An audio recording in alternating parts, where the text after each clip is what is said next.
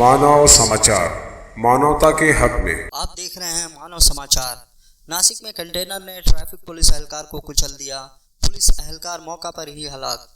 नासिक में एक कंटेनर ने ड्यूटी पर मामूर एक ट्रैफिक पुलिस एहलकार को कुचल दिया, जिसके सबब पुलिस एहलकार की जाए हादसा पर ही मौत हो गई। पुलिस ने कंटेनर ड्राइवर को गिरफ्तार कर लिया है। इस हादसा में हलाक होने वाले पुलिस एहलकार का नाम विजय कुमार गायकवाड़ बताया गया है। इतलात के मुताबिक कंटेनर की जबरदस्त टक्कर लगने के सबब विजय कुमार गायकवाड़ ने मौका पर ही दम तोड़ दिया। जिस वक्त ये हादसा पेश आया, विजय कुमार पेडर रोड पर अपनी खिदमत अंजाम दे रहे थे।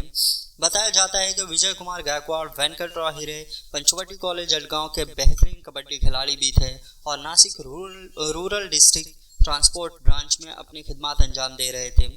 इसी तरह की मज़ीद खबरें देखने के लिए देखते रहिए मानव समाचार। सबसे तेज़ सबसे पहले हमारे चैनल को सब्सक्राइब कीजिए, लाइक कीजिए और शेयर कीजिए।